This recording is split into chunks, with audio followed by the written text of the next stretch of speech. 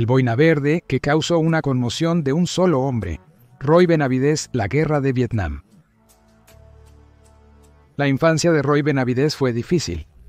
Ambos de sus padres habían muerto. Fue acosado por sus compañeros de clase debido a su herencia mixta de indio yaqui y mexicano y tuvo que abandonar la escuela en 8º grado para ayudar a su familia. A los 19 años, Benavidez se unió al ejército, sirviendo en la Guerra de Corea con la Guardia Nacional de Texas. Se casó con Hilaria Gualacoy Benavidez en 1959 y completó el entrenamiento aerotransportado, siendo asignado a la 82ª División Aerotransportada. En 1966, el sargento Roy Benavidez estaba en el hospital después de pisar una mina terrestre. Los médicos dijeron que nunca volvería a caminar. Fue enviado a Vietnam en 1965 como asesor de las tropas ejército de la República de Vietnam. Benavidez estaba llevando a cabo una operación clasificada solo para recopilar pruebas de que las tropas norvietnamitas se hacían pasar por Vietcong. Mientras estaba de patrulla, a lo largo de un estrecho sendero disfrazado de guerrillero Vietcong, pisó una mina terrestre. Tiempo después, un escuadrón de marines se encontró con Benavidez. Inicialmente pensaron que era una trampa, pero se sorprendieron cuando lo voltearon y descubrieron que el hombre con pijamas Vietcong era hispano y llevaba ropa de los Estados Unidos. Placas de identificación del ejército de Estados Unidos. Pronto fue evacuado al hospital. 2 meses después, Benavidez se recuperó y despertó en un hospital en los Estados Unidos. Sus recuerdos volvieron a él. El doctor le dijo que nunca volvería a caminar. Su columna vertebral se dañó y su cerebro se sacudió en el cráneo. No obstante, Benavidez, en su silla de ruedas, imploró a los doctores que no lo retiraran del ejército. El ejército era su vida. Decidido, Benavidez se levantaba de su cama cada noche, arrastrándose hasta la pared y apoyando sus piernas. Durante semanas soportó el dolor, avanzando más de lo esperado, sorprendiendo a los médicos. 6 meses después, con el apoyo de su esposa Lala, Roy Benavidez salió caminando del hospital. Le prometieron un trabajo de escritorio en Fort Bragg, Carolina del Norte, pero con determinación y entrenamiento vigoroso diario, calificó para las Fuerzas Especiales, también conocidas como los Boinas Verdes. Sería asignado al destacamento B-56, 5º Grupo de Fuerzas Especiales Aerotransportadas, Primeras Fuerzas Especiales. 6 horas en el infierno. Ahora era 1968.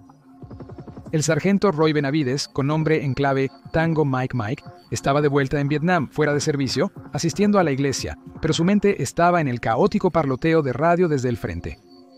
En Loc Ninh, Vietnam, cerca de la frontera con Camboya, un equipo de reconocimiento de las Fuerzas Especiales de 12 hombres, que incluía a sus amigos cercanos, el sargento primero de clase Leroy Wright, el sargento de personal Lloyd Frenchy Musso, el especialista 4 Ryan O'Connor y 9 miembros de las tribus Montagnard que formaban parte del programa de Grupo de Defensa Irregular Civil, o Grupo de Defensa Irregular Civil, estaban rodeados por un batallón de 1000 soldados norvietnamitas curtidos en batalla. Todos en la unidad habían sido heridos o asesinados en combates previos, y 3 helicópteros de rescate no pudieron extraerlos por el intenso fuego enemigo. Los helicópteros regresaron acribillados de balas.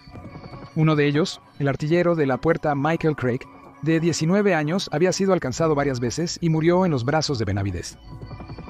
No había manera de que Benavidez fuera a dejar a sus amigos en la selva.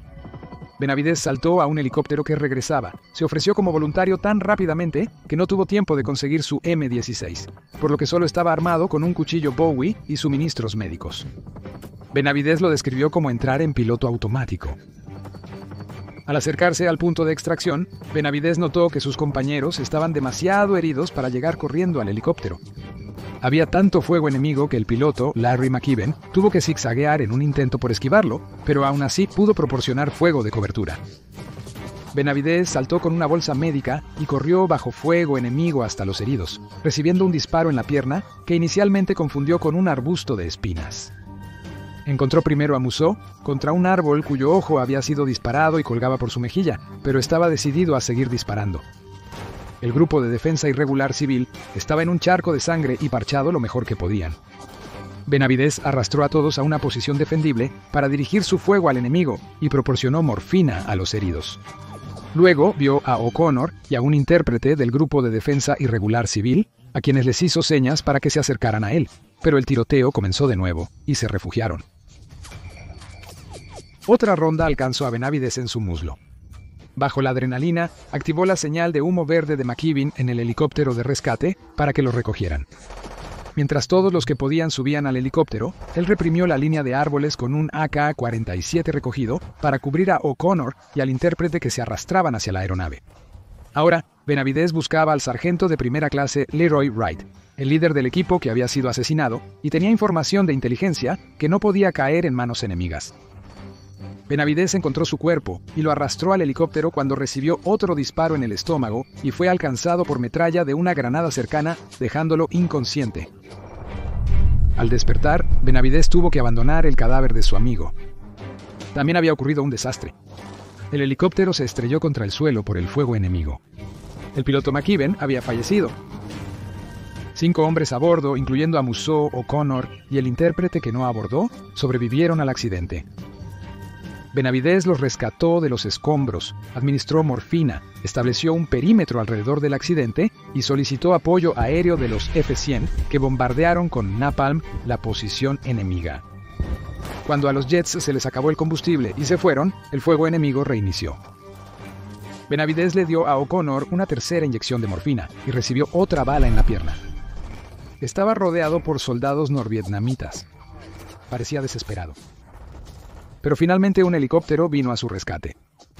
Benavidez y su equipo cargaron a los heridos al helicóptero, mientras que las tropas del ejército de Vietnam del Norte seguían disparando a la zona de aterrizaje hasta el punto que 2 hombres recibieron disparos en la espalda mientras se arrastraban hacia la aeronave. Las heridas de metralla en su rostro de antes causaron que la visión de Benavidez se borrase debido a la sangre en sus ojos.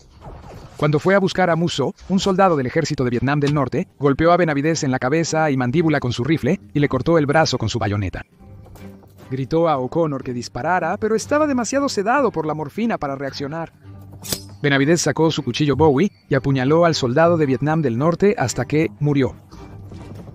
Luego arrastró a Musso hasta el helicóptero y mató a 2 soldados norvietnamitas más con un AK-47 que estaban fuera del alcance del artillero del helicóptero.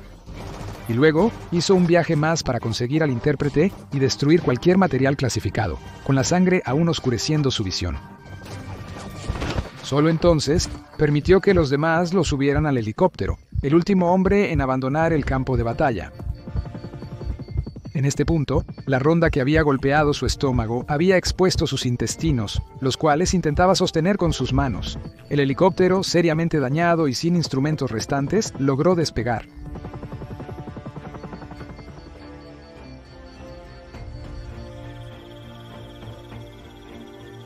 Cuando aterrizaron, los heridos fueron descargados y examinados uno por uno.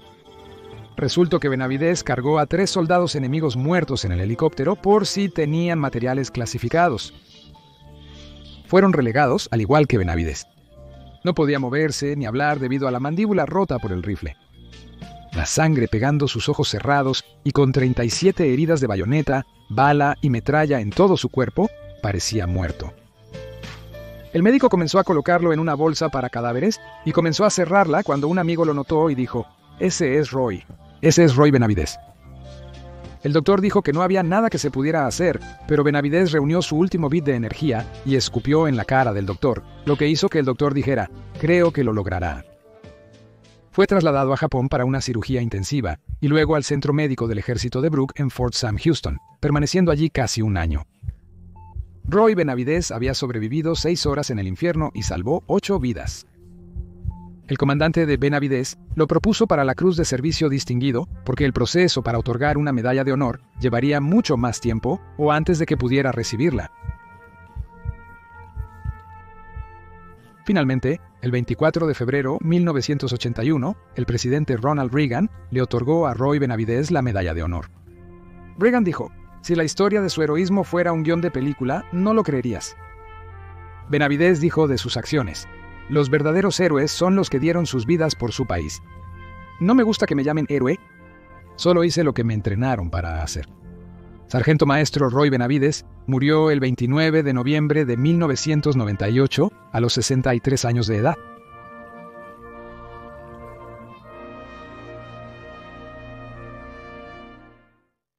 Mad Jack, el soldado que luchó con arco y espada en la Segunda Guerra Mundial.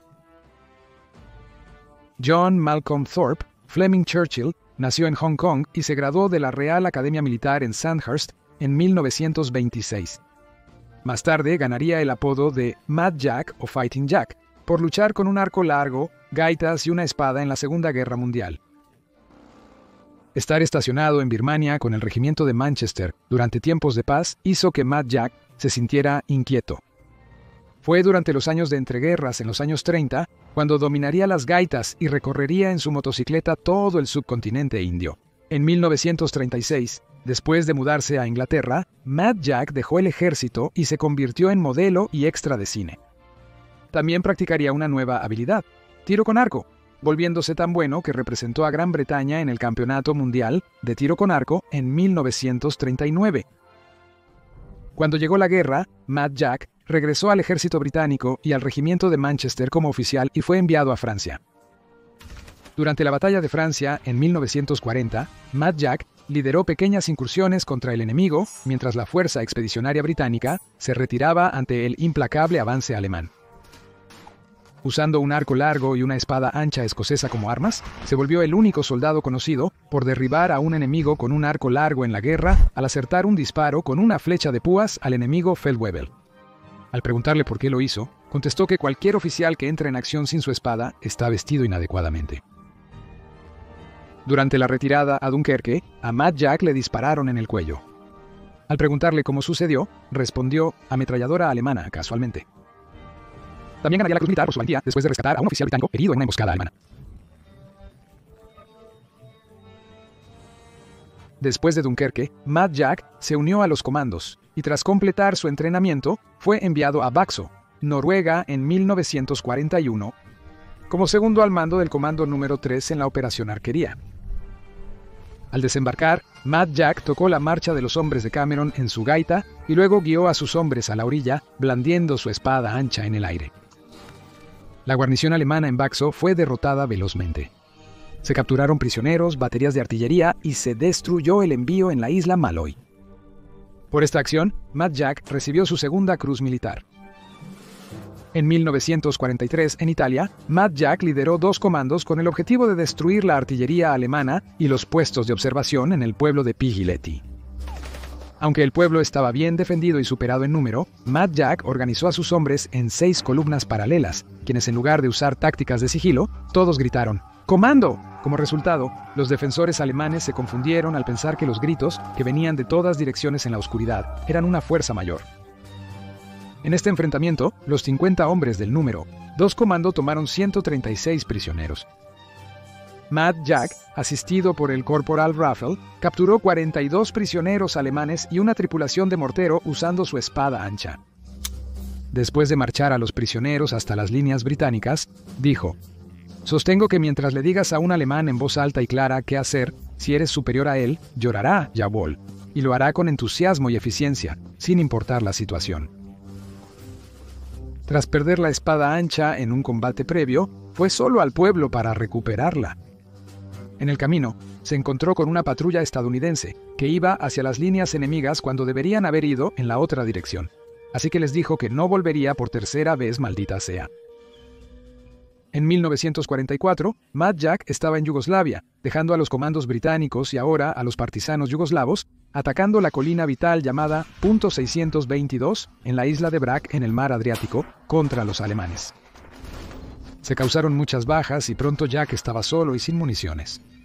Sin esperanza alguna, Jack comenzó a tocar canciones en su gaita, hasta que fue noqueado por una granada de fragmentación y capturado por los defensores alemanes. Primero fue enviado a Berlín e interrogado, ya que se pensaba que debido a su verdadero nombre, era pariente del primer ministro Winston Churchill, y luego fue enviado al campo de concentración de Sachsenhausen. Pero en septiembre de 1944 Mad Jack y un oficial de la Real Fuerza Aérea escaparon del campo, arrastrándose bajo alambres de púas por un desagüe abandonado, intentando llegar a la costa del Báltico, pero fueron recapturados. Luego, fueron enviados a un nuevo campo en Niederdorf, Austria. Mad Jack escapó nuevamente en abril de 1945, aprovechando un fallo en el sistema de iluminación durante la oscuridad de la noche. Caminó 150 millas a través del terreno traicionero de los Alpes, sobreviviendo con vegetales que había liberado de jardines. 8 días después, con un tobillo torcido, halló a una columna blindada estadounidense y fue enviado de regreso a Inglaterra. Jack, frustrado porque la guerra en Europa casi terminaba, se unió a la campaña del Pacífico para luchar contra los japoneses en Birmania. Pero cuando llegó, las bombas atómicas ya habían sido lanzadas sobre Hiroshima y Nagasaki. Mad Jack estaba tan descontento que dijo que, de no ser por esos malditos yanks, habrían podido prolongar la guerra otros 10 años. Después de la guerra, Mad Jack siguió buscando peligro, calificándose como paracaidista, transfiriéndose a los Seaford Highlanders y terminando en Palestina en 1948 como segundo al mando del primer batallón, la Infantería Ligera de Highland. Durante una emboscada a un convoy médico judío por fuerzas árabes, Mad Jack, con solo 12 hombres y en pleno uniforme militar, marchó bajo fuego hasta el convoy para ofrecer su evacuación. «Sonreí como un loco de lado a lado», dijo después, ya que es menos probable que te disparen si les sonríes. Más tarde coordinaría la evacuación de 700 médicos, estudiantes y pacientes judíos del hospital en la cima del monte Scopus en Jerusalén. Mad Jack se retiraría del ejército en 1959 con 2 condecoraciones de la Orden de Servicio Distinguido.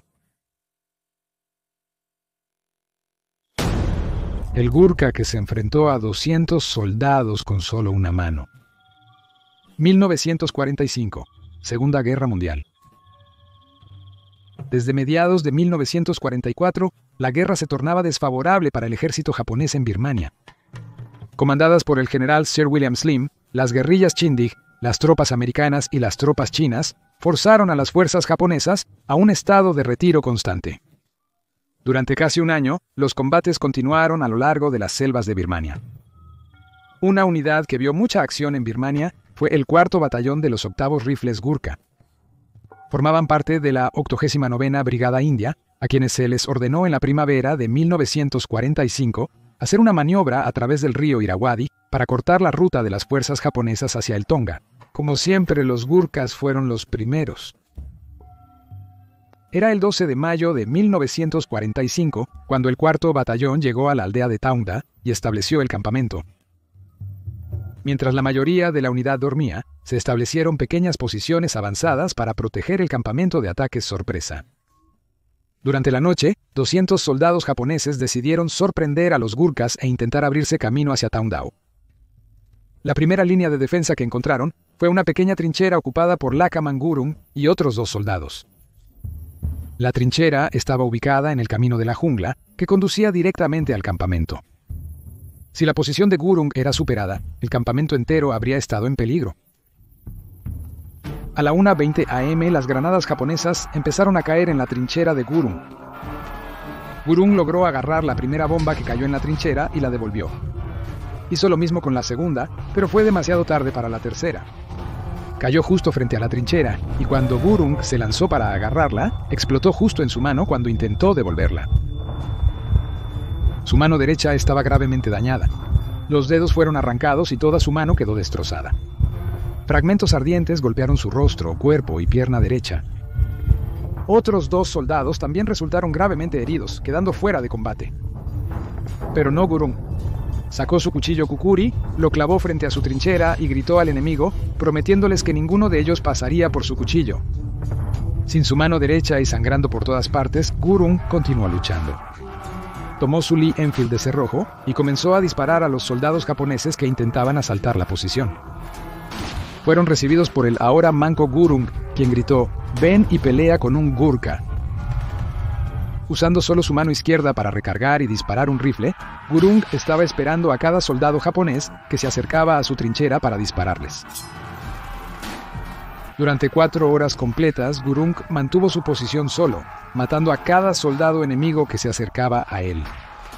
Dado que estaba a punto de morir de todos modos, decidió salir luchando. Siendo un Gurkha, retroceder no era una opción. Temprano en la mañana, sus camaradas aliviaron a Gurung, quien había perdido mucha sangre.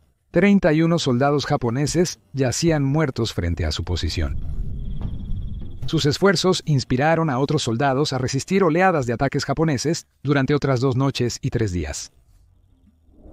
Por su gallardía, Lakaman Gurung fue galardonado con la Cruz Victoria por el virrey de la India, Lord Louis Mountbatten, en un desfile en el Fuerte Rojo en Delhi el 19 de diciembre de 1945. Las acciones de Lakman Gurung en combate fueron un ejemplo de la valentía y el compromiso que demostraron los Gurkhas durante la Segunda Guerra Mundial. A pesar de haber perdido la vista en su ojo derecho y haber perdido su mano derecha, Gurung continuaría sirviendo con los 8º Gurkhas. Tras completar su servicio en 1947, regresó a su aldea en Nepal para ser agricultor. El 12 de diciembre de 2010, Lakman Gurung murió a la edad de 92 años.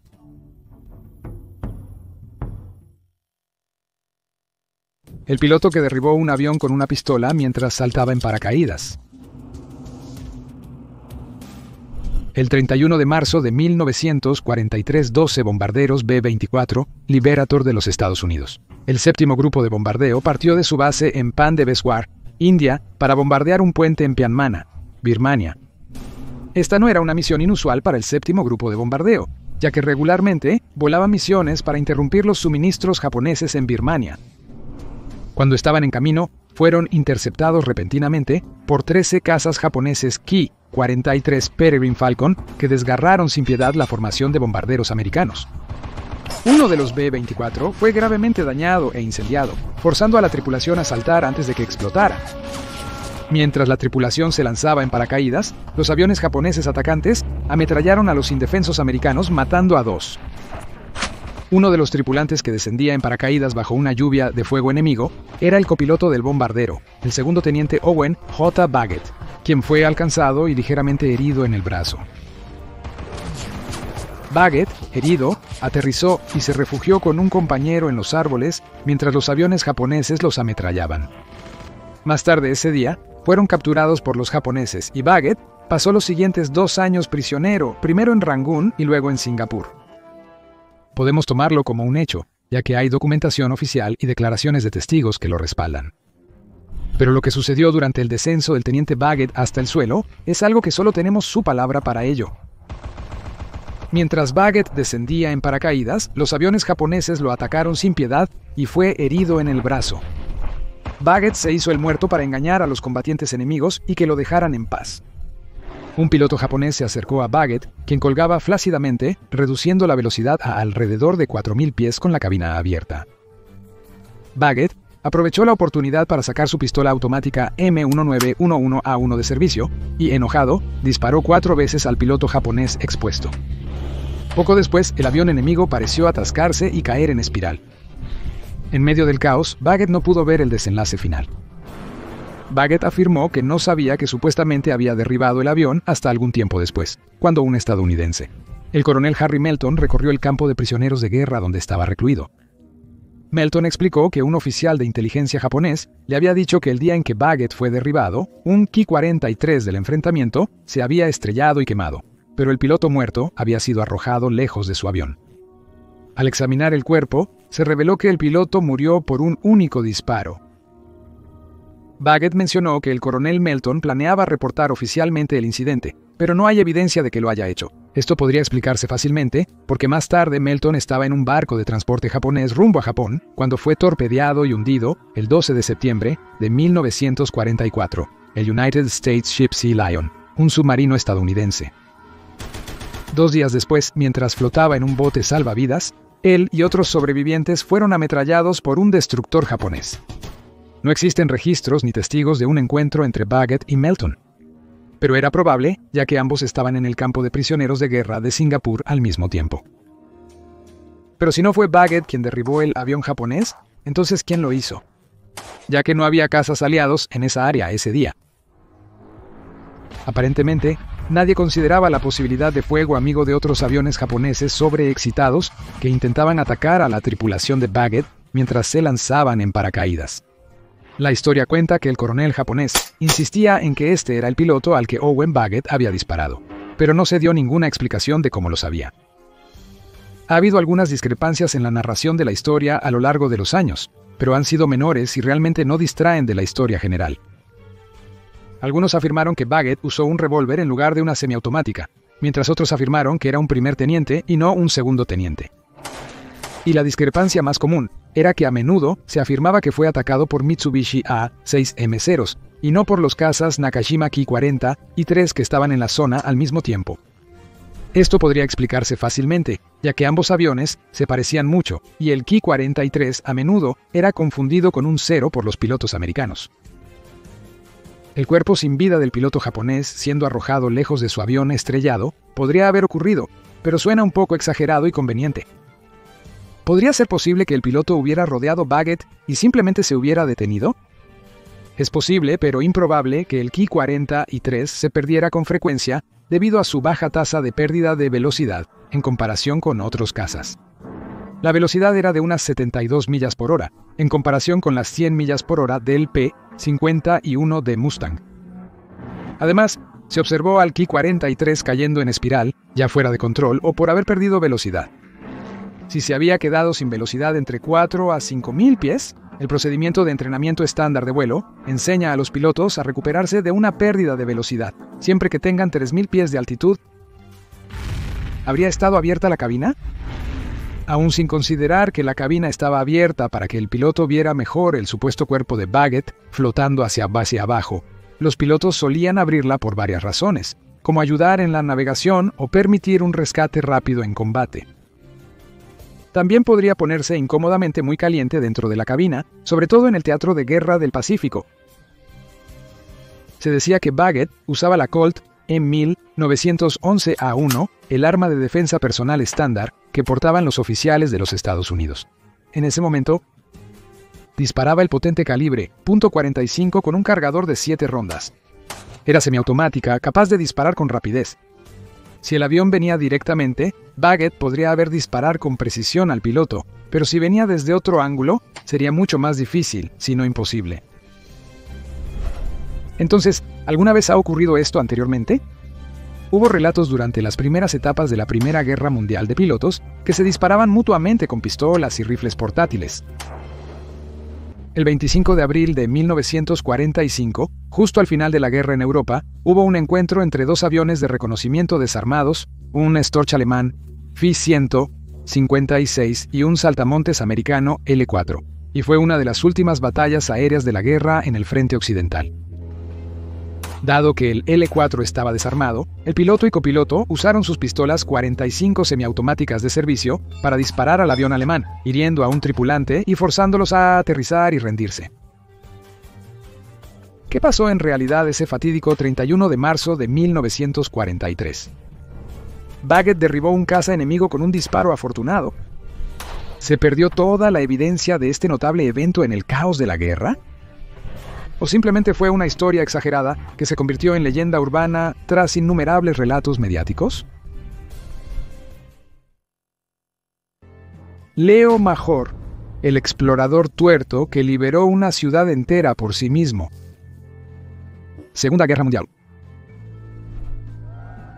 Durante la Segunda Guerra Mundial, un soldado sobresale entre los canadienses por su esfuerzo destacado. Leo Major era un franco-canadiense de Montreal, Canadá. En 1940, a los 19 años, se unió al Régiment de la Chaudière del ejército canadiense.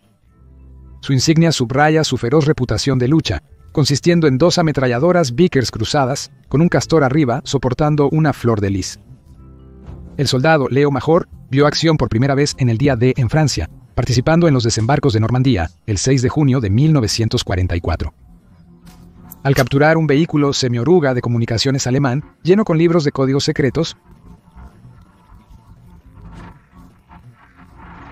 luego obligó a la tripulación capturada a conducir el Hanomag hacia las líneas amigas, pero fue atacado con cañones antitanque por tropas británicas y canadienses. Leo tuvo que subirse encima del vehículo para hacer que dejaran de disparar mientras se acercaban, y más tarde comentó lo feliz que estaba de que los soldados británicos canadienses no supieran cómo disparar. Cuando el oficial inglés le pidió a Leo que entregara el Hanomag, Leo se negó rotundamente, afirmando que fue un hombre de Quebec quien lo capturó, y por lo tanto, fue entregado al regimiento Chaudière. Su guerra casi termina cuando, días después, exploraba delante de su unidad. Leo se topó de improviso con una patrulla de élite de la Waffen-SS. En el tiroteo, Leo mató a 4 soldados enemigos, pero uno de ellos, herido de muerte, lanzó una granada de fósforo que alcanzó a Leo, dañando gravemente su ojo izquierdo. Luego enviaron a Leo a un hospital de campo para recibir tratamiento.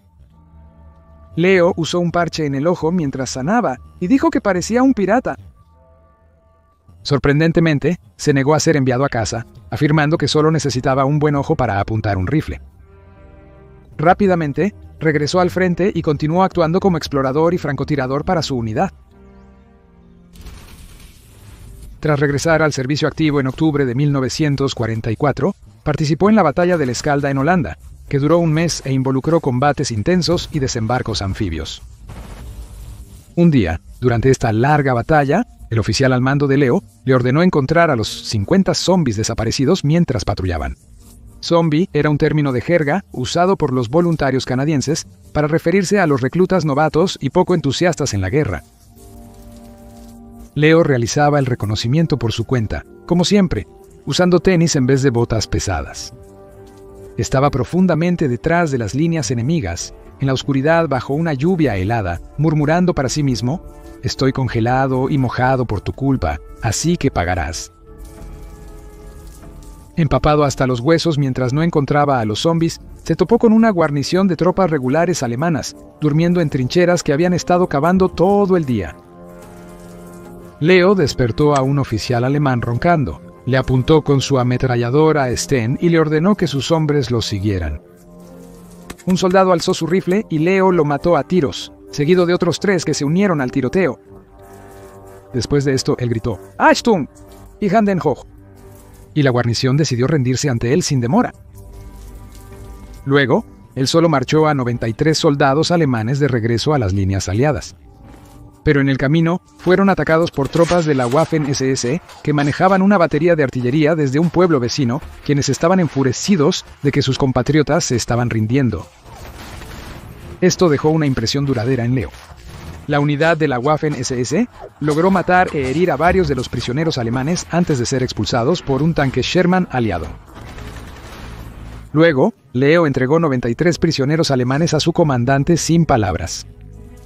Por su acto de valentía, Leo fue galardonado con la Medalla de Conducta Distinguida, que es la segunda más alta en el Reino Unido, y la Commonwealth, siendo la Cruz Victoria la única superior. Pero sorprendentemente, rechazó la medalla, sintiendo que el comandante general británico Montgomery, que iba a presentarle el premio, era incompetente y por ende no estaba en posición de otorgársela. Luego, en febrero de 1945, mientras su unidad luchaba en el Renania en Alemania, el portador de la ametralladora Bren en el que viajaba Leo pisó una mina, destrozando el vehículo y matando a todos sus ocupantes excepto a él. Resultó gravemente herido, con 2 tobillos severamente fracturados, 4 costillas y 3 vértebras rotas.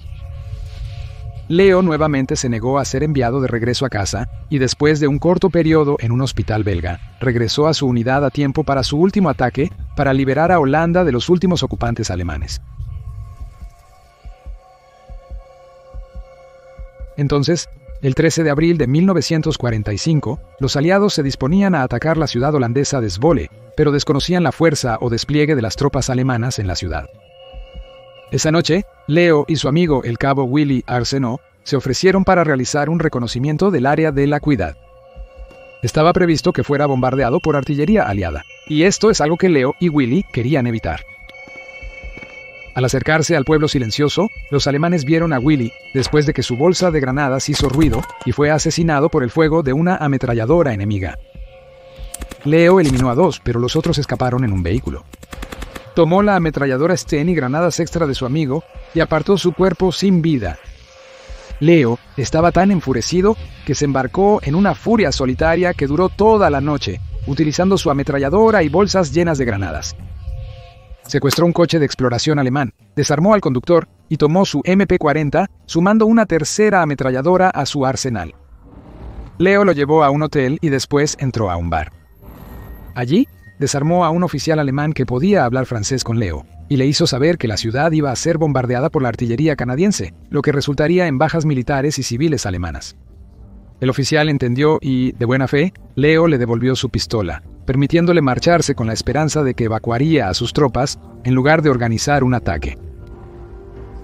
Leo se movió por la ciudad durante unas horas en plena noche, disparando a cualquier unidad alemana que encontraba, lanzando granadas y haciendo mucho ruido por la ciudad.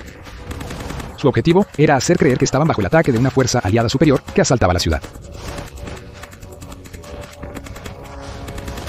Procedió a matar o capturar a los defensores alemanes mientras se movía de calle en calle, utilizando el río local y la iglesia como referencia. Cada vez que tenía suficientes prisioneros, normalmente entre 8 y 10, los llevaría de vuelta a las líneas aliadas y los dejaría allí, antes de regresar a la ciudad para continuar su asalto en solitario. Se calcula que hizo esto alrededor de 10 veces. 4 veces en la noche, debió forzar su entrada a casas de civiles para descansar. A pesar de su miedo inicial por su apariencia, una vez que supieron que Leo era canadiense, lo cuidaron. Durante su alboroto, también atacó e incendió la sede de la Gestapo, aumentando aún más la confusión. Después, en la sede de las SS, se enfrentó a tiros, eliminando a 4 oficiales de las SS dentro. Después Leo se topó con algunos lugareños por coincidencia. Esto incluía a un policía local llamado Frick Kuiper. Todos estos hombres eran secretamente miembros de la resistencia holandesa. Leo les explicó que la ciudad había sido liberada. Luego el grupo continuó para tomar el ayuntamiento y sacar a los civiles a las calles. A las 4:30 de la mañana, la guarnición alemana había huido de la ciudad y Leo había liberado Zwolle por sí solo. Leo recuperó el cuerpo de su amigo Willy Arsenault y regresó a su unidad, que aún no había avanzado hacia la ciudad. En esa mañana del 14 de abril, las fuerzas aliadas entraron a la ciudad sin disparar un solo tiro y sin la pérdida de vidas civiles debido al bombardeo planeado, gracias a la excepcional valentía de Leo la noche anterior. Por su heroísmo más allá del llamado del deber, se le otorgó nuevamente la Medalla de Conducta Distinguida y esta vez la aceptó. Tras la guerra, Leo abandonó el ejército, regresó a la vida civil y retomó su trabajo previo como plomero. Con el inicio de la Guerra de Corea en 1950, el ejército canadiense se unió a las fuerzas de la Organización de las Naciones Unidas para luchar contra la invasión comunista china y norcoreana de Corea del Sur. Leo, aunque solo tenía 29 años de edad, era visto como un veterano con un conjunto de habilidades especiales, y fue reclutado para unirse nuevamente al ejército y convertirse en miembro de un equipo especial de exploradores y francotiradores. Luego, en noviembre de 1951, los comunistas intentaron tomar un terreno alto de importancia estratégica a solo 40 millas de Seúl, capital de Corea del Sur. La batalla se libró por las colinas 355, conocida como Pequeño Gibraltar, y 277 cruciales en la contienda. Las tropas chinas lo habían capturado de los americanos, y Leo debía recapturar y mantener la colina. La lucha se prolongó durante días, y el comandante canadiense, el teniente coronel Jacques Destras, declaró: en caso de que un batallón sea atacado, no habrá retirada, no se sobrepasarán los pelotones y no habrá pánicos. Durante la batalla, Leo lideró una unidad de unos 18 hombres, repeliendo divisiones chinas completas mientras resistían intensos bombardeos de artillería y morteros por 3 días. Aunque a Leo se le había ordenado retirarse cuando las divisiones chinas contraatacaron, él se negó. En cambio, exigió al comandante del pelotón de morteros, capitán Charlie Forbes, que lloviera fuego de mortero sobre el enemigo. El fuego de mortero estaba tan cerca de la posición de Leo que el comandante podía oír las explosiones mientras Leo hablaba por radio.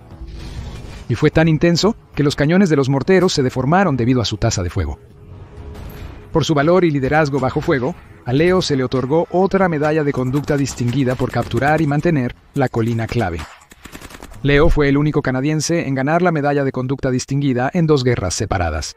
Él vivió tranquilo. Después, en 2008, a la edad de 87 años, falleció, habiendo estado casado durante 57 años y teniendo 4 hijos.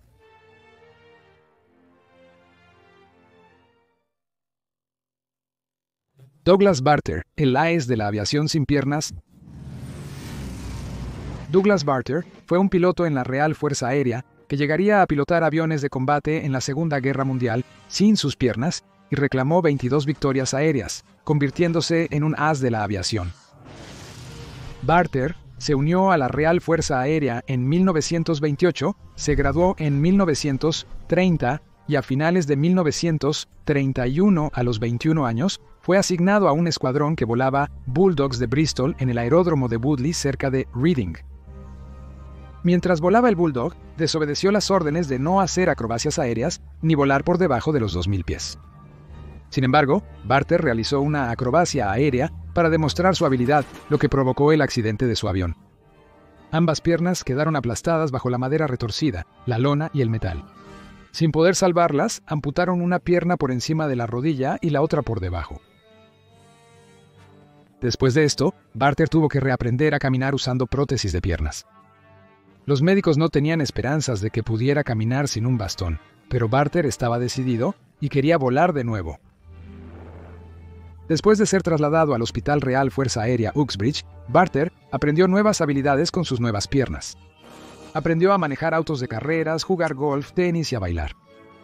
Durante este tiempo, también conoció a su futura esposa, Thelma. De 1937 a 1939, con la Segunda Guerra Mundial en puerta, Barter solicitó reincorporarse a la Real Fuerza Aérea varias veces, pero le negaron roles de piloto, argumentando que no había forma de incorporar su discapacidad. El vicemariscal del aire Hallahan recomendó que Barter hiciera la Escuela Central de Vuelo para probar sus habilidades, la cual aprobó. Esto le permitiría familiarizarse con los aviones más modernos. Barter notó la mejora significativa de los aviones. Los biplanos fueron reemplazados por nuevos monoplanos de ala baja como el Hurricane y el Spitfire. Mientras estaba en su Avro Tudor durante el entrenamiento, no pudo resistirse a hacer una maniobra volteando su biplano al revés a 600 pies. Para 1940, Barter sería enviado al número 19 Escuadrón y puesto en la cabina de un Spitfire, realizando misiones de patrulla de convoy. Durante esta época, conocida como la Guerra Falsa, no vio mucha acción, pero pronto sería enviado al número 222 Escuadrón, donde vería acción sobre Dunkerque durante la Batalla de Francia, protegiendo a la Marina Real y evacuando al ejército británico abajo de la Luftwaffe. Durante este combate, derribó un Messerschmitt Bf-109 y dañó un bombardero Heinkel E-111. Barter notó que su discapacidad le daba una ventaja única al pilotar su avión durante los combates aéreos. Al no tener piernas, era menos propenso a desmayarse por la fuerza G. Normalmente, esto haría que la sangre fluyera del cerebro a otras zonas, como las piernas, causando la pérdida del conocimiento. Esto permitía a Barter realizar giros cerrados y rebasar a sus rivales.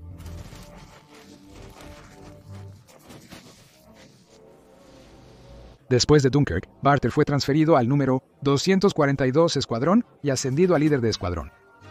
Este escuadrón, que estaba formado por canadienses, tenía la moral baja por las fuertes bajas en la Batalla de Francia.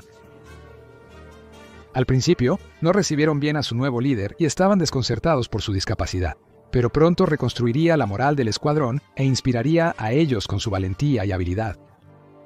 Lucharían en la Batalla de Gran Bretaña y verían acción importante el 30 de agosto de 1940, cuando el escuadrón derribó 12 aviones enemigos, 2 de los cuales fueron derribados por Barter. Para finales de 1940, con la Batalla de Gran Bretaña terminada, el escuadrón número 242 había derribado 67 aviones enemigos con 5 pilotos muertos en acción. Barter dejaría el escuadrón en marzo de 1941. Fue ascendido a comandante de ala y líder, escoltando bombarderos durante incursiones diurnas en Spitfire Mark V-A como parte de las operaciones del circo. Enfrentando a los enemigos Bf-109 con su escuadrón, a veces a alturas riesgosamente bajas, su puntuación subiría a 20 derribos confirmados y 2 compartidos. El 8 de agosto, Barter notó una formación de 12 cazas enemigos y se lanzó sobre ellos, derribando a uno y posiblemente colisionando con otro Bf-109 o siendo derribado por él, enviando su Spitfire al suelo en llamas. Al intentar saltar, una de las piernas artificiales de Barter se quedó atascada. Sin embargo, pudo escapar de la cabina justo a tiempo. Cuando aterrizó, fue capturado por los alemanes y llevado a un hospital en Saint-Omer como prisionero de guerra. Los alemanes respetaban mucho a Barter por su valentía al volar sin piernas. El as de la aviación, Adolf Gallen, pidió a los británicos que lanzaran en paracaídas una pierna de repuesto para Barter, lo cual hicieron. Poco después, Barter intentó escapar del hospital usando una cuerda hecha de sábanas para poder bajar por la ventana. Finalmente lo atraparon. Ahora estaba en un campo de prisioneros de guerra dirigido por la Luftwaffe, conocido como Stalag Luft III. Tras múltiples intentos de escape, los guardias alemanes del campo amenazaron con quitarle sus prótesis de piernas. En 1942, mientras estaba en Stalag Luft 8B, Barter y varios otros intentaron escapar. pero la alarma se activó cuando un oficial de la Luftwaffe vino a visitar a Barter, y él no estaba allí. Pronto, fue recapturado. Luego, fue trasladado al inescapable castillo de Colditz el 18 de agosto de 1942, donde pasaría el resto de la guerra, y el 15 de abril de 1945, la prisión fue liberada y Barter fue liberado por las tropas estadounidenses. Lauri Torni, el soldado de 3 ejércitos.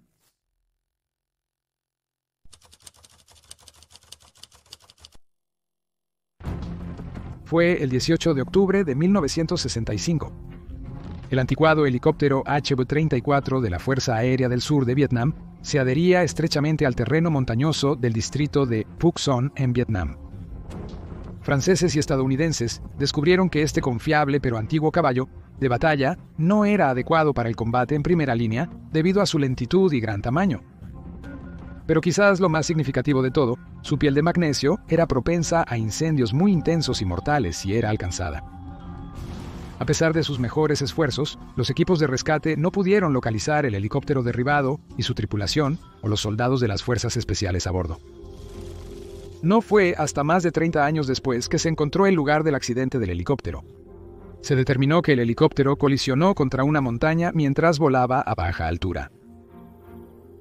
Entre los restos recuperados en el lugar estaba el de un oficial estadounidense que era el líder del equipo de la misión.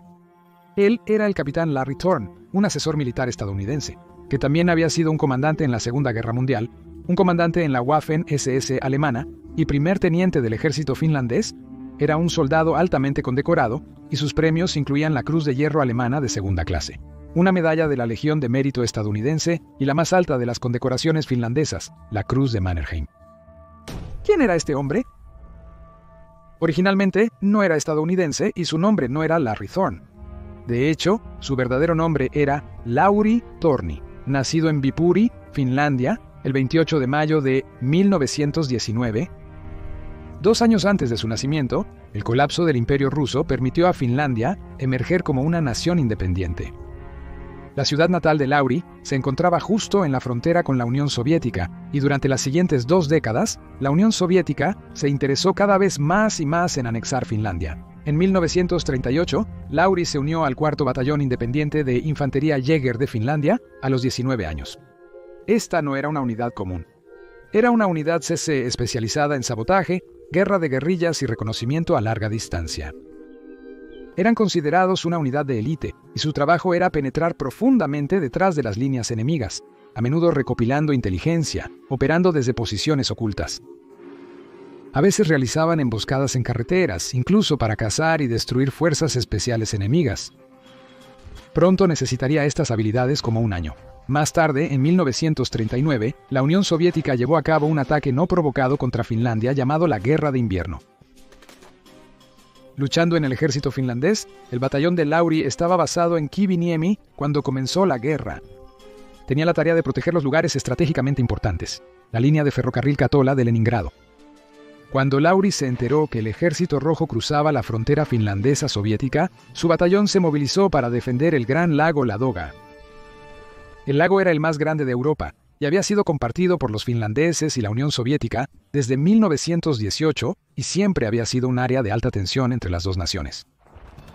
El Ejército Rojo atacó el área con números abrumadores, pero estaban mal equipados, carecían de equipo de invierno adecuado, sus tanques todavía estaban pintados de verde oliva, y su infantería todavía llevaba abrigos marrones, ya que su ropa de invierno camuflada aún no había llegado. El batallón de Lauri repelió y rodeó a un gran número de tropas del Ejército Rojo en Lemeti, en la parte norte del lago.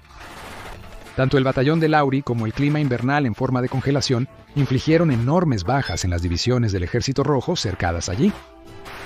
Lauri tomó el mando de la defensa de la colina Sugarloaf, una colina que debía mantenerse contra las fuerzas enemigas para mantener los refuerzos finlandeses.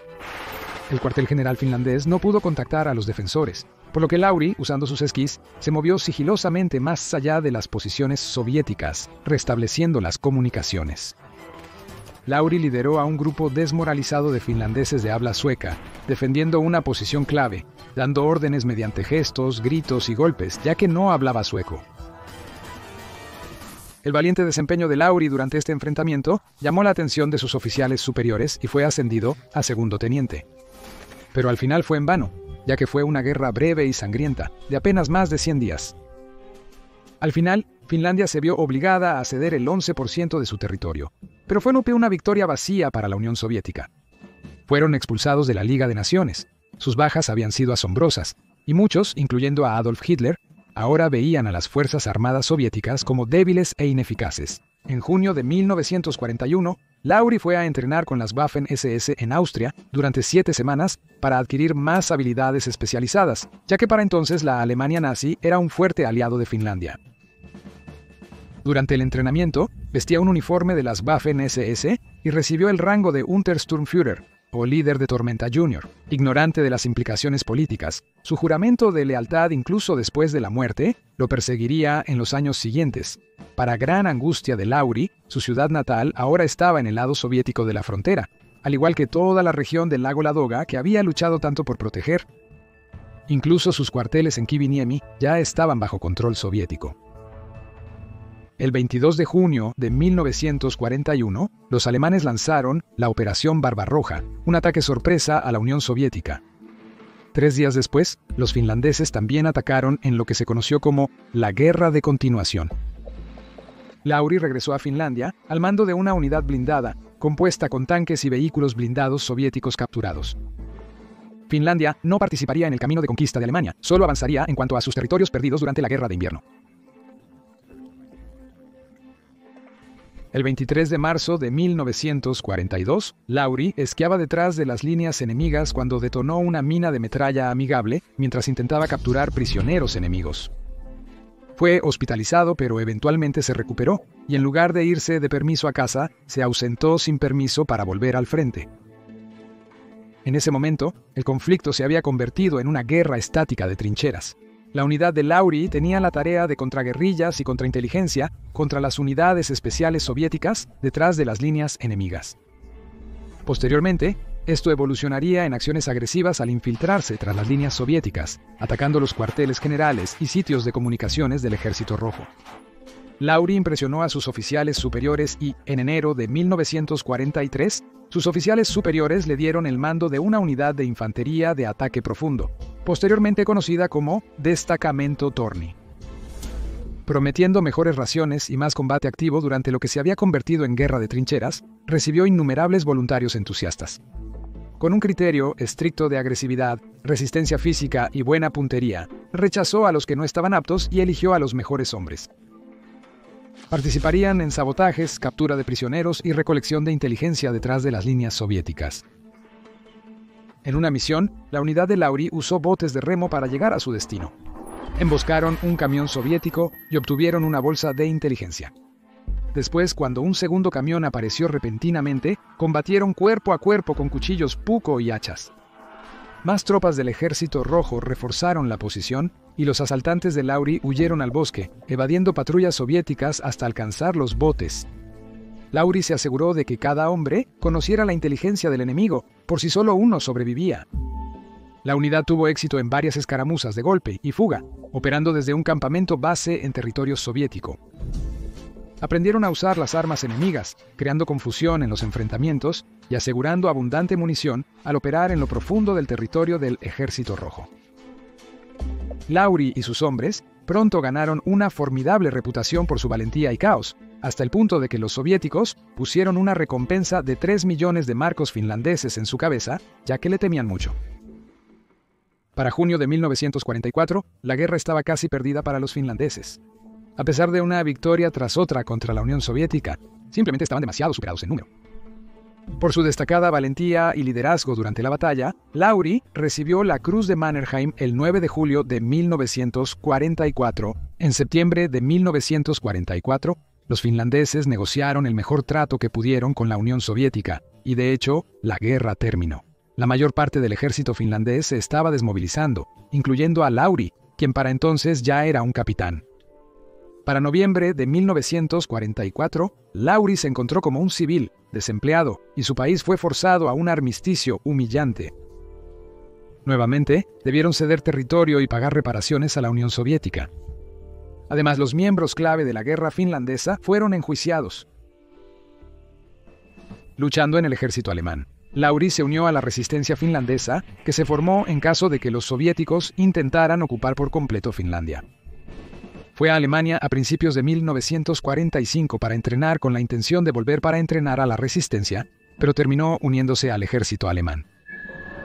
Había abordado secretamente un submarino y había adoptado el alias de Lauri Lane para ocultar el hecho de que se estaba involucrando con los alemanes. Durante su entrenamiento, el frente alemán en el este colapsó y el ejército rojo estaba en las fronteras de Alemania. Sin barcos disponibles, Lauri no pudo regresar a Finlandia, por lo que decidió luchar contra los soviéticos uniéndose a un grupo desorganizado de alemanes y se le dio el rango de capitán. Lauri utilizó las mismas tácticas exitosas que empleó contra los soviéticos en Finlandia. También se le unió un compatriota finlandés, un oficial llamado Somo Korpera. Rápidamente, ganó fama por su coraje y sus hombres le siguieron con lealtad. Aunque su dominio del idioma alemán era pobre, en marzo de 1945, el ejército alemán fue derrotado. Lauri y sus hombres estaban luchando por sus vidas y decidieron dirigirse al oeste mientras aún podían. Esto fue para evitar el terrible destino de caer en manos del ejército rojo. Después del día B, Lauri y sus hombres encontraron detrás de las líneas alemanas. Una vez más, Lauri realizó una hazaña notable. Dirigió su unidad hacia el oeste de Alemania y se rindió con sus hombres a los británicos en Lübeck. Al hacerlo, el finlandés se salvó a sí mismo y a los hombres de su unidad de años de cautiverio en Siberia. Lauri fue encarcelado en un campo de prisioneros de guerra en Lübeck, Alemania. Temía que lo entregarían a los soviéticos debido a su papel en la guerra de continuación o descubrirían su participación en las Waffen-SS. Unos meses más tarde, en junio de 1945, escapó del campo con Somo Korpela y volvió a Finlandia. Esta vez fue arrestado por la policía estatal finlandesa, pero escapó de ellos poco después. Lauri fue arrestado de nuevo en junio de 1946 y juzgado por traición por unirse al ejército alemán después de que Finlandia firmara un tratado de paz con los soviéticos. Fue condenado a 6 años de prisión. Durante su encarcelamiento, intentó fugarse varias veces sin éxito. En su último intento, usó un gancho hecho de sábanas y desechos de la tienda de metales. Finalmente, fue perdonado por el presidente finlandés y liberado en diciembre de 1948, Infeliz y desilusionado, Lauri fue a Suecia en 1949 bajo el falso nombre de Elino Morsky. Terminó en Venezuela y en 1950 encontró trabajo en un barco de carga sueco, el MS Skagen. Meses después, estando frente a la costa de Alabama, saltó del barco y nadó hasta la orilla. Se vio reducido a hacer trabajos de carpintería y limpieza y en 1953 se le concedió una visa de residencia, luchando en el ejército de los Estados Unidos. En 1954, a los 35 años, se unió al ejército de los Estados Unidos, adoptando el nombre Larry Thorne. A pesar de ser un recluta, su experiencia sobresalía notablemente entre los otros hombres. Sus habilidades naturales de liderazgo le ganaron un ascenso rápido y fue hecho primer teniente en 1957 y luego capitán en 1960. Había estado destinado en Alemania Occidental. Durante este tiempo, se metió en problemas y tuvo una pelea en un bar. Un oficial finlandés logró que Larry fuera transferido al grupo de Fuerzas Especiales 10. Pudo utilizar su experiencia para enseñar esquí, supervivencia, montañismo y tácticas de guerrilla, y adquirió nuevas habilidades en la escuela de paracaidismo. En enero de 1962, Larry fue enviado a las montañas Zagros de Irán al mando de su equipo, donde completó con éxito su misión de destruir el material ultrasecreto en un avión de Estados Unidos. En 1963, fue enviado a Vietnam del Sur para ayudar a formar unidades locales de Grupo de Defensa Irregular Civil. En un feroz tiroteo en particular en TN Bent, cerca de la frontera con Camboya, recibió 2 corazones púrpuras y una estrella de bronce por su coraje. El Vietcong atacó su base con fuerza y rompió el perímetro exterior, casi tomando por completo el área. Si no fuera por su determinación, la base se habría perdido. Se dice que en el libro de Robin Moore, Los Boinas Verdes, el capitán Steve Corney está basado en Larry Thorne. Al regresar a Estados Unidos, en vez de retirarse a un trabajo de oficina, Larry se ofreció para una segunda gira de servicio.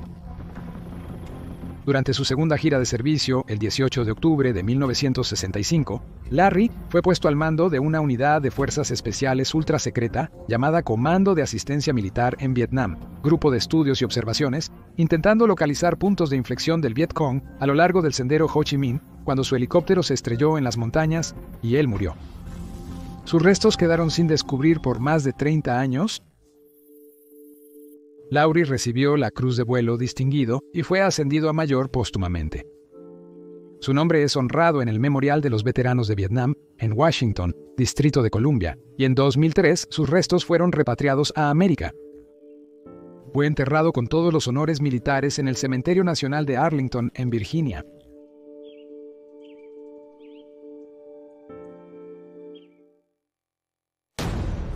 George Herbert Walker Bush, el presidente que evitó ser comido por caníbales en la Segunda Guerra Mundial. George Herbert Walker Bush fue el último de los presidentes de Estados Unidos que sirvió en combate. Hubo un número de sus predecesores que también pagaron su deuda al país. Pero la experiencia de George Bush fue totalmente singular. Logró evadir la espantosa muerte de ser comido por soldados japoneses. Cuando las fuerzas japonesas atacaron Pearl Harbor el 7 de diciembre de 1941, George Bush tenía solo 17 años. Estaba en el último año de la preparatoria Phillips Academy en Andover, Massachusetts. Tras el ataque, Estados Unidos vivió un auge de patriotismo. Lo mismo ocurrió con el joven Bush, también quería alistarse rápidamente para servir a su país. Dado que aún era menor de edad, su primera idea fue alistarse en Canadá, pero cambió de opinión debido a su fuerte deseo de servir como aviador en la Marina de los Estados Unidos. Tan pronto después de graduarse y cumplir 18 años, el 13 de junio de 1942, George Bush se inscribió en las Reservas Navales de los Estados Unidos. Un año tras alistarse en la Marina, fue nombrado alférez. Muchos creían en ese momento que él era el piloto más joven en la Marina de los Estados Unidos, ya que solo tenía 19 años. No pasó mucho cuando, en la primavera de 1944, fue enviado como piloto al portaaviones ligero United States Ship San Jacinto. Llegó a tiempo para participar en la campaña de salto de isla en isla contra las islas controladas por los japoneses en el Pacífico. Aun siendo joven, George Bush se volvió un piloto experimentado tras luchar sobre Marcus y Wake Islands. Además participó en uno de los mayores combates aéreos de la batalla bélica del Mar de Filipinas en junio de 1944. En el último día de la batalla, tras volver de la misión, Bush debió realizar un aterrizaje forzoso en el agua. Fue su primer accidente en la guerra. Afortunadamente, él y su tripulación fueron rescatados por el destructor United States Ship Clarence K. Bronson. Sin embargo, el segundo fue más dramático. Mientras las fuerzas estadounidenses avanzaban hacia el norte en el Pacífico, comenzaron una campaña en las Islas Bonin en agosto de 1944. Fue el mismo mes cuando George Herbert Walker Bush fue ascendido a teniente junior. El 2 de septiembre, Bush recibió una orden de volar en un grupo con otros 3 bombarderos hacia la isla de Chichijima. Su misión era destruir una torre de radio muy importante que estaba ubicada en la isla. Tan pronto como aparecieron en los cielos sobre la isla, fueron atacados por la fuerte defensa antiaérea. El avión de Bush fue alcanzado cuando comenzó a descender hacia el objetivo. Ignorando el hecho de que su avión estaba en llamas y toda la cabina estaba llena de humo, Bush continuó picando hasta que se dio cuenta de que las bombas habían golpeado y dañado la torre de radio. Solo entonces dirigió su avión en llamas hacia el United States Ship San Jacinto. Cuando se alejaron lo suficiente de la isla, Bush y otros 2 tripulantes saltaron en paracaídas del avión. Mientras descendía, Bush observó cómo su avión golpeaba el agua y desaparecía entre las olas. Momentos después, al caer al agua, inició su batalla. Con un traje de vuelo pesado y mojado, la cabeza lastimada y los ojos irritados por el humo, Bush luchó para mantenerse a flote en el agua. Afortunadamente, aterrizó cerca de una balsa salvavidas. Cuando se hizo con ella, la infló y subió a bordo. La desgracia fue que los vientos lo empujaban más cerca de la isla controlada por los japoneses, así que Bush tuvo que remar con sus brazos para mantenerse lo más alejado posible. En un momento, los japoneses lo avistaron y enviaron botes para capturarlo, pero fueron repelidos por aviones de combate estadounidenses. George flotó en su balsa durante 4 horas, mientras los aviones de combate lo protegían sobrevolando el área. Finalmente, fue rescatado por el submarino salvavidas United States Ship Finbeck.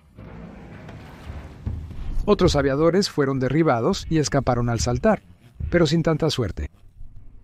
Los 8 aviadores capturados fueron severamente torturados por el escuadrón japonés en la isla. Fueron golpeados o apuñalados con palos de bambú afilados antes de ser asesinados. Lo más horroroso fue que los cuerpos de 4 de ellos se usaron para preparar una comida para los oficiales japoneses. Por el deseo del mayor Suei Matoba, un cirujano japonés, Dr. Taraki, retiró el hígado de uno de los pilotos americanos muertos y lo entregó al cocinero. Y luego lo preparó con salsa de soja y verduras y lo sirvió en trozos pequeños, ensartados en palitos de bambú. El mayor Matoba, junto a otros oficiales y el general Yoshio Tachibana, comandante de la isla, disfrutó de esta terrible comida con sake. Pensaban que era un buen remedio estomacal. El mismo festín se repitió con los restos de 3 de los otros aviadores. En ese momento, Bush desconocía este crimen que se mantuvo en secreto, aunque los ejecutores fueron juzgados en 1946 por pandillas. No fue hasta 2003 y el estudio publicado en el libro Flyboys, una verdadera historia de valor, que George Herbert Walker Bush y todo el público se enteraron del terrible destino de los aviadores capturados. En noviembre de 1944, Bush volvió al United States Ship San Jacinto y siguió combatiendo en Filipinas. Después de unos meses, toda la unidad regresó a los Estados Unidos debido a las fuertes bajas y en septiembre de 1945, George Herbert Walker Bush fue dado de baja del servicio con honores. Aunque voló 58 misiones de combate, tuvo 126 aterrizajes en portaaviones y 1.228 horas de vuelo, la misión sobre la isla de Chichijima fue la que le valió la Cruz de Vuelo Distinguido. Según afirmó después, estos fueron los instantes que recordó por el resto de su vida.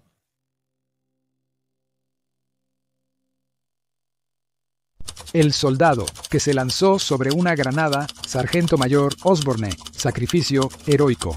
Defensa de Hong Kong, 1941. Durante la defensa de Hong Kong, en la mañana del 19 de diciembre de 1941, una compañía de granaderos de Winnipeg se separó durante un ataque en el Monte Butler, en la isla de Hong Kong. La compañía estaba liderada por el Sargento Mayor Osborne, nombre completo, John Robert Osborne. Nació en Fulton, Norfolk, Inglaterra, y sirvió en la Primera Guerra Mundial como parte de la Reserva Voluntaria de la Marina Real. Después de la guerra, se mudó a Canadá, a Saskatchewan, Wapella, donde fue granjero durante 2 años. Luego se mudó a Winnipeg, Manitoba. Tras trabajar para el Ferrocarril Canadiense del Pacífico, se incorporó a los granaderos de Winnipeg en 1933 y en septiembre de 1939, al iniciar la Segunda Guerra Mundial, los granaderos de Winnipeg fueron convocados para servir como guarnición en Jamaica. El 27 de octubre de 1941, los reclutas novatos de los granaderos de Winnipeg zarparon hacia Hong Kong bajo órdenes británicas para fortalecer la guarnición ante una inminente invasión japonesa. Osborne ahora era el sargento mayor de la Compañía A en el primer batallón. En la mañana del 19 de diciembre de 1941, una parte de la compañía de los granaderos de Winnipeg, liderada por el sargento mayor Osborne, realizó una carga de bayoneta en el Monte Butler, capturando la empinada colina. Resistiendo durante 3 horas contra los contraataques japoneses, pronto los abrumadores números enemigos abrieron un flanco indefenso. Osborne y su grupo se prepararon para la retirada. Mientras el grupo se reunía con la compañía, él enfrentó solo al enemigo bajo intenso fuego de rifles y ametralladoras, ayudando a los rezagados a alcanzar la nueva posición de la compañía. Era la tarde y la compañía quedó aislada del batallón. Los canadienses estaban totalmente rodeados por las fuerzas enemigas, tan cerca que estaban a distancia de lanzarles granadas. La situación era desesperada.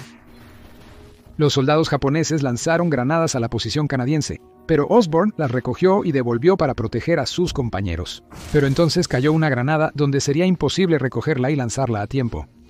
Osborne decidió en una fracción de segundo. Gritó una advertencia, empujó a un camarada fuera del camino y se lanzó sobre la granada enemiga, la cual explotó y lo mató al instante. Tenía 42 años. Esta acción salvó las vidas de sus camaradas, defendiendo desesperadamente la posición. La compañía mantuvo una defensa contra un enemigo abrumador durante 8 horas y media, con 60 bajas y algunos supervivientes tomados como prisioneros. El sargento mayor Osborne mostró las más altas cualidades de heroísmo y autosacrificio. convirtiéndose en el primer canadiense en recibir la Cruz Victoria en la Segunda Guerra Mundial, la cual recibió póstumamente. También fue la única persona a la que se le otorgó una Cruz Victoria por la Batalla de Hong Kong. Se le recuerda con una placa en una estatua de un soldado anónimo de la Primera Guerra Mundial ubicada en el Parque de Hong Kong.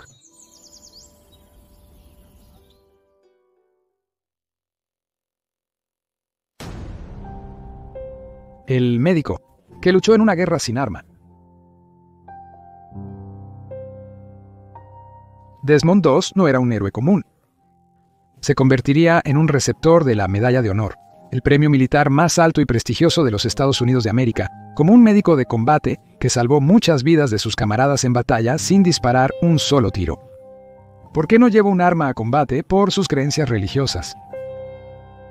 Desmond II nació en 1919 en el estado de Virginia y fue criado como un estricto adventista del séptimo día, una denominación cristiana que creía que el sábado era el día de reposo y que la segunda venida de Jesucristo era inminente. También creían firmemente en la no violencia y una dieta saludable, basada típicamente en una dieta vegetariana. II fue criado con una creencia estricta en la Biblia y cuando se trataba de los 10 mandamientos, los consideraba los valores fundamentales de cómo llevar su vida. Cuando comenzó la Segunda Guerra Mundial, estaba en conflicto, porque creía que la guerra era justa, pero sentía que matar a otro ser humano, bajo cualquier circunstancia, estaba mal. A pesar de estar empleado como carpintero en el astillero naval de Newport News, aún así se unió al ejército de los Estados Unidos el 1 de abril de 1942. Podría haber pedido un aplazamiento, pero quiso cumplir con su deber patriótico.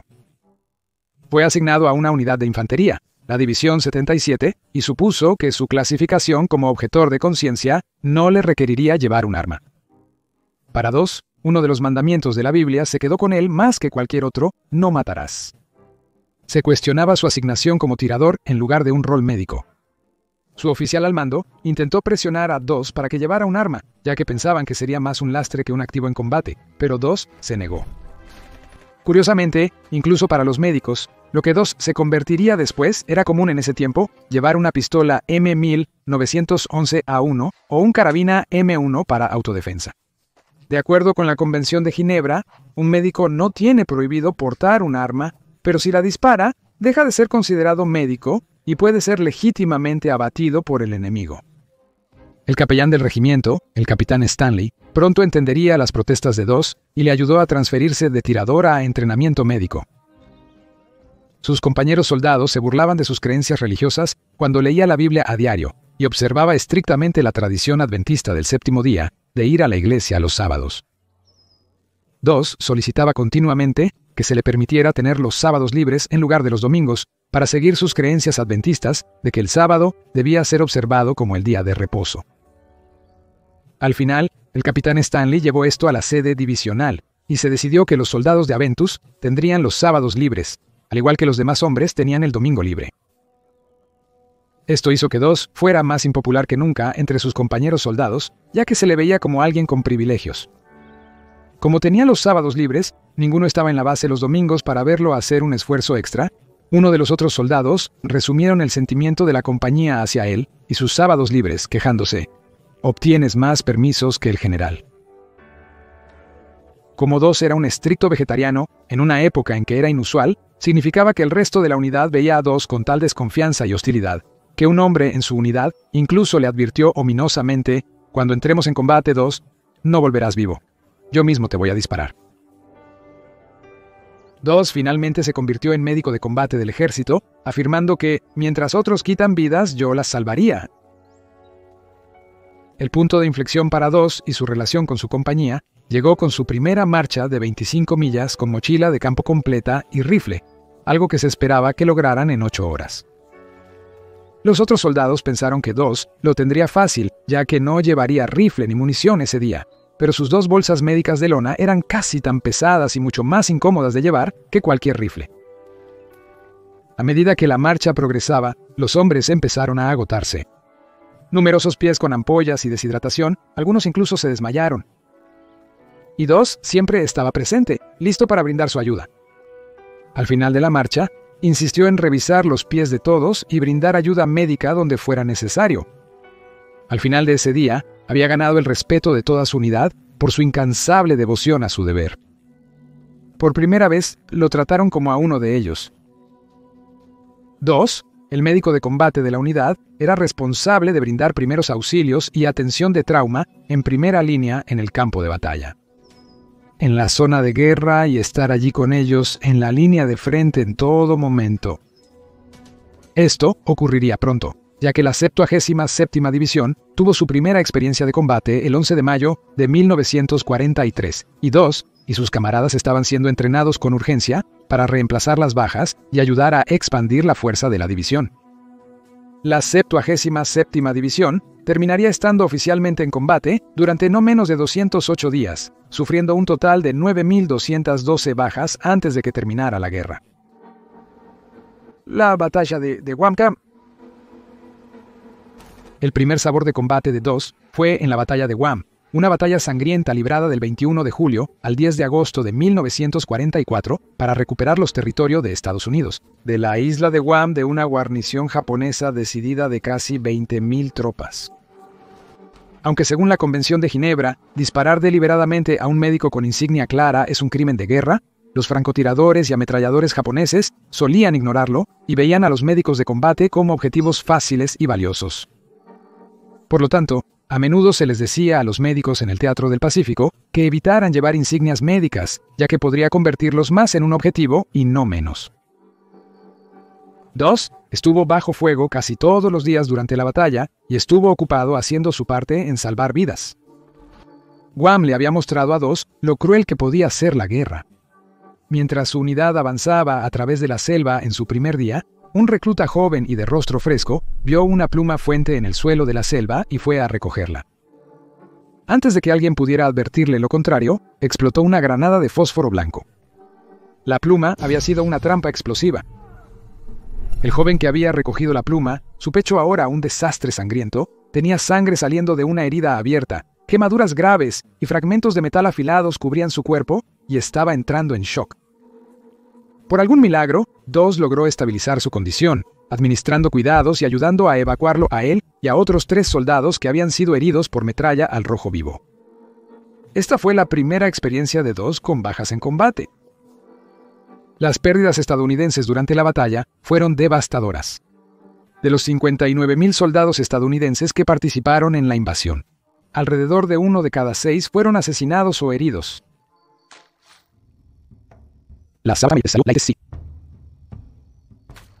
Posteriormente, Dos y su unidad lucharon en la batalla de Leyte en Filipinas, que ocurrió del 17 de octubre al 26 de diciembre de 1944.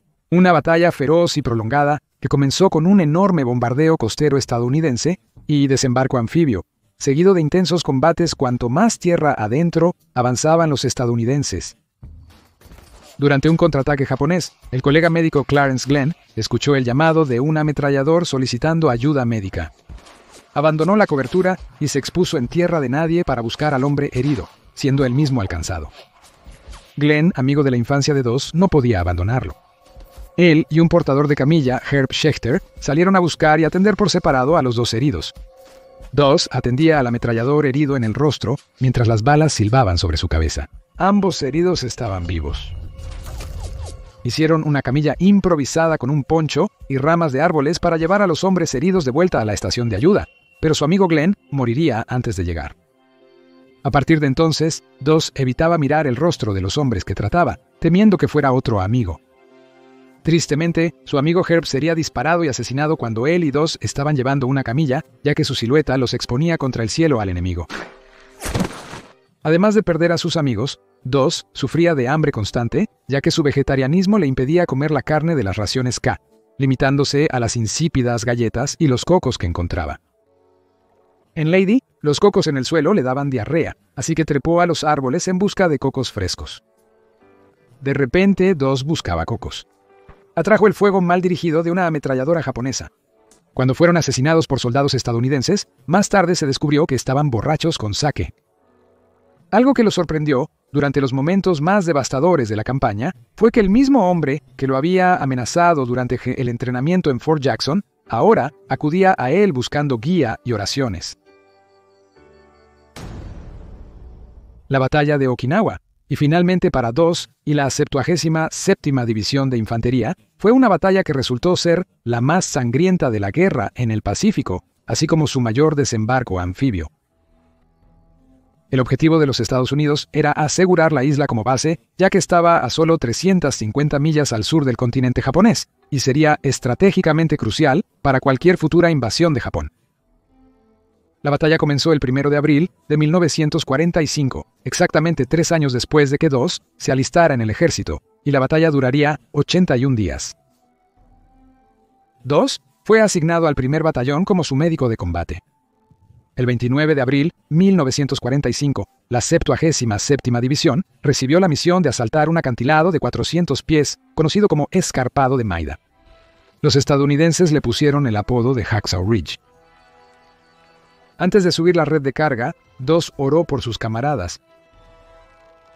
Cuando la unidad de 2 se unió al asalto y se acercaban a la cima del escarpe, fueron sometidos a un intenso fuego de artillería japonesa, armas pequeñas y ametralladoras, causando graves bajas en las tropas estadounidenses. Las tropas estadounidenses enviaron múltiples oleadas de ataque a un grupo fanático enemigo, con base allí bien atrincherada y camuflada. El 4 de mayo, mientras su unidad atacaba una posición enemiga fortificada en la entrada de una cueva, 2 ayudó a 4 de sus camaradas heridos. El teniente que dirigía el ataque al emplazamiento lanzó una granada cuando una bala enemiga le golpeó y la retrasó, volándole la mano e hiriendo a sus camaradas. A pesar de tener que acercarse a 25 pies de las líneas enemigas y bajo el ataque de granadas y disparos enemigos, 2 logró llegar a los hombres heridos y luego logró evacuarlos de vuelta a sus propias líneas, uno por uno. Durante la noche, los japoneses siguieron lanzando granadas y disparando morteros. Los soldados estadounidenses se escondieron en grietas de rocas, pero los japoneses lograron infiltrarse y acercarse sigilosamente. Al siguiente día, el 5 de mayo, rescató a un oficial de artillería herido que había ido a revisar cómo estaban los cañones.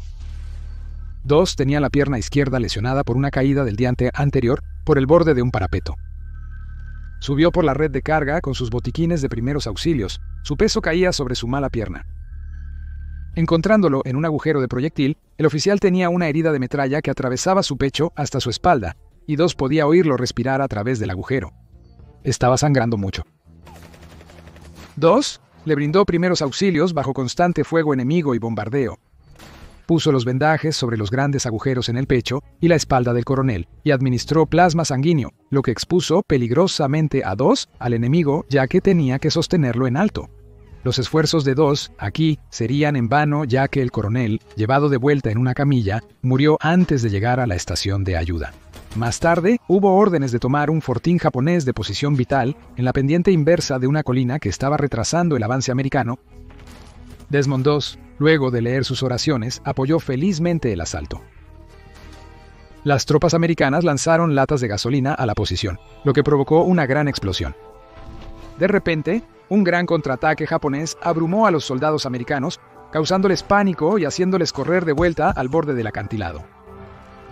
Pero a pesar de esto, 2 se negó a refugiarse, y mientras estaba constantemente bajo un fuerte fuego enemigo, aunque estaba totalmente agotado, pasó horas llevando a los heridos uno por uno al borde del escarpado. Luego, para bajar a los heridos más graves, ató una cuerda a un tocón de árbol y los bajó por el acantilado en una camilla sostenida por una cuerda hasta un lugar seguro. Mientras la camilla seguía resbalando, usó una nueva técnica, envolviendo la cuerda alrededor del pecho y las piernas de los heridos para descenderlos. 2, de pie, expuesto al posible fuego enemigo, fue visto rezando en el borde del acantilado mientras los hombres eran bajados, y más tarde dijo que había estado rezando al Señor para que le ayudara a bajar a uno más, y después de eso, a uno más, hasta que todos estuvieron abajo. Calculando los hombres heridos en la base del acantilado, el capitán dedujo que 2 había salvado alrededor de 75 hombres. Los estadounidenses volverían a subir el acantilado y el 7 de mayo tomarían su posición. Por algún milagro, 2 sobrevivió toda la batalla totalmente ileso, pero eso pronto cambiaría. El 21 de mayo, durante un confuso ataque nocturno, 2 atendió a los heridos estadounidenses, arriesgándose a ser alcanzado por fuego amigo y enemigo. 2 estaba en un cráter de proyectil con otro soldado estadounidense cuando una granada cayó debajo de él. Su acción por reflejo fue poner su pie encima y resultó gravemente herido en las ambas piernas. Su sangre se derramó por el impacto de 17 pedazos de metralla en su cuerpo.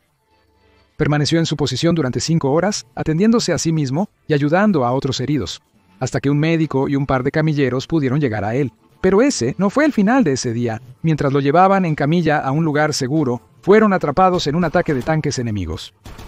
Mientras se refugiaban, Doss vio a un hombre gravemente herido e insistió en que él fuera llevado de vuelta en la camilla en lugar de él mismo.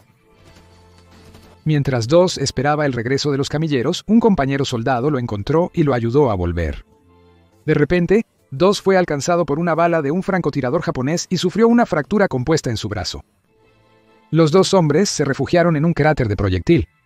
Al darse cuenta de lo gravemente herido que estaba, Doss instruyó al soldado sobre cómo atar la culata de su rifle a su brazo destrozado para que actuara como una férula. Finalmente, a pesar del dolor insoportable, lograría regresar a la estación de ayuda. El ejército de los Estados Unidos reconoció la valentía extrema de Doss y le otorgó la Medalla de Honor del Congreso por sus acciones heroicas y desinteresadas en Okinawa del 29 de abril al 21 de mayo de 1945. Gracias a sus acciones heroicas, muchos hombres heridos lograron regresar a casa. Desmond Doss siguió administrando una pequeña granja familiar con su esposa Dorothy y vivió hasta los 87 años.